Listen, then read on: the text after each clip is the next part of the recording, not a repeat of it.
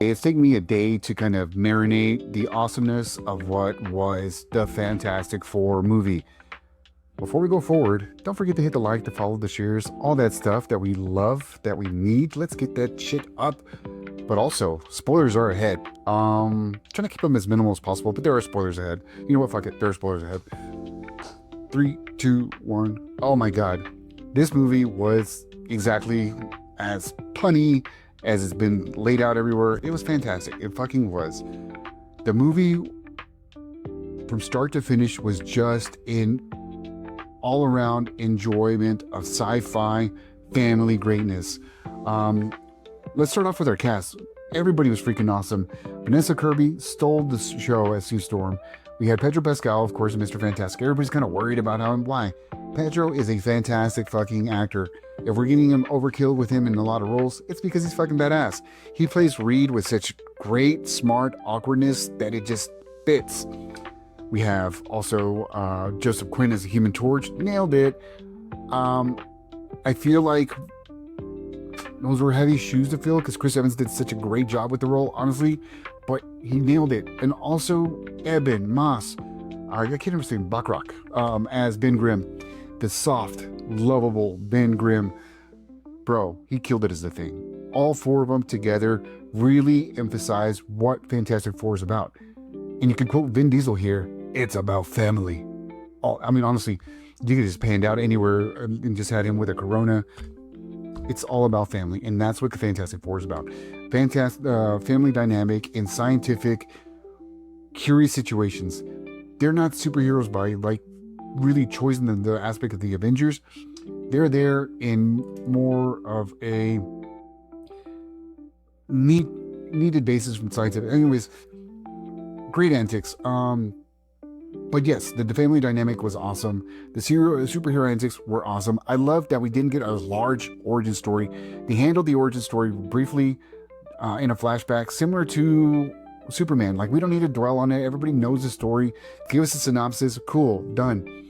We also get a quick synopsis as far as where their places in the world. They've been superheroes for 4 years. Don't fucking drag it out, which is awesome. We get dropped into a world that already exists. Again, similar to what Superman's going on, and why both of these movies are working so well is it's not really just building up anything. We already know these things. Let us just have fun with the movies.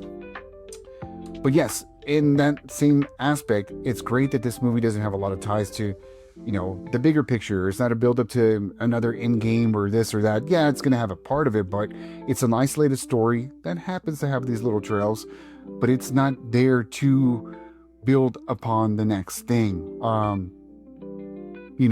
We have some really cool scenarios, again, in these flashbacks, establishing where they're at in their careers.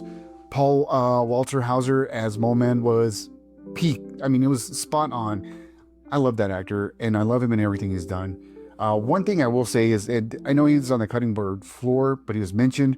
Why did they cut John Malkovich, his part in The Red Ghost? Another 5 minutes? Yes. We would have sat through it. It would have made sense. Red Ghost was mentioned twice, and no John Malkovich, which is a bummer. We also have Julia Garner as Shala Balls, aka Silver Surfer. Fucking nailed it.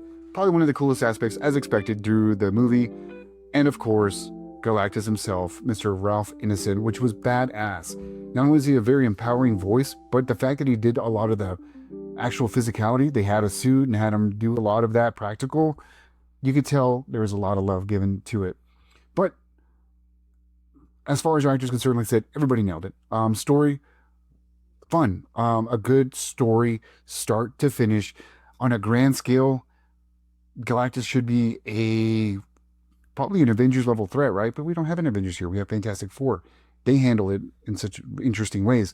We get introduced to Franklin, who's going to have huge implications. If you know anything about Franklin, you know he's a mutant with incredible cosmic powers on par with the Phoenix. And it was really cool to see him introduced, into this world. But the action sequence were awesome. All the CGI, most of the CGI was awesome. 99% of it. There were only a few that bugged me. There was one at the beginning with the Human Torch with, I don't know, it was weird. It looked like they didn't really blend the flame with Johnny's body in a weird way. It looked very amateurish compared to the rest of the movie. Of course, we're going to talk about the baby scenarios, which is difficult in itself, and it wasn't too bad, but definitely noticeable. Um, and then there's, I think, a hiccup here or there. But the thing looked awesome. Silver Surfer looked awesome. Galactus looked incredible. His whole ship looked incredible. Um, but every aspect of this movie was there. It made me feel like I was back watching phase one of Marvel. There was such an endearment, such a great grasp on the story and our characters. And for once in quite a while, the audience that I was with in my theater, livid, just crazy, clapping, ecstatic about a movie, and as they should be. I think the only miss I would have liked was a little bit more time with the Silver Surfer. We had pretty good amount, and we got backstory in that, but I would have liked some more interaction with the Silver Surfer. I also probably would have liked a little bit more aspects besides the flashbacks.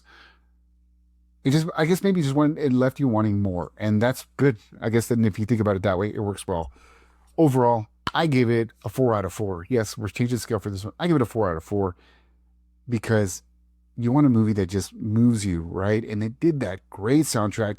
Love the fact that, we had the 60s vibe.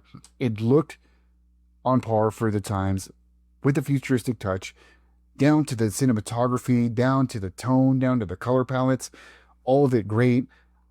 It was really reminiscent of watching like The Incredibles, but a live action version, which was great.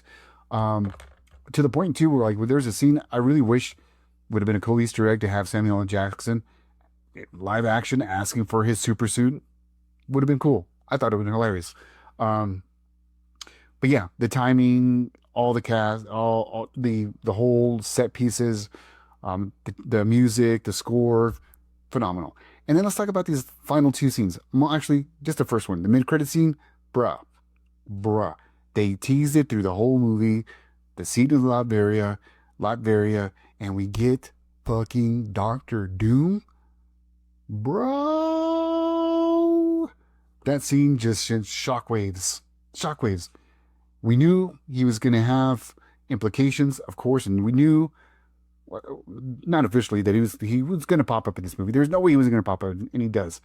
And now we know how he could be introduced into the other movies and what's leading up to Avengers Doomsday and Secret Wars. Again, Franklin is a cosmic entity. He's sitting there, trying to get his good impression with him. What's he going to do with Franklin? What's he going to do? He's going to pretend to be a good guy and use him. I don't think he's going to kidnap him. I think he's going to manipulate him. That's what I think. That's what Doctor Doom does. But we don't know if they have history with the Fantastic Four at this point, right? We don't know. I loved it. I loved every second of it. Yeah. 4 out of 4.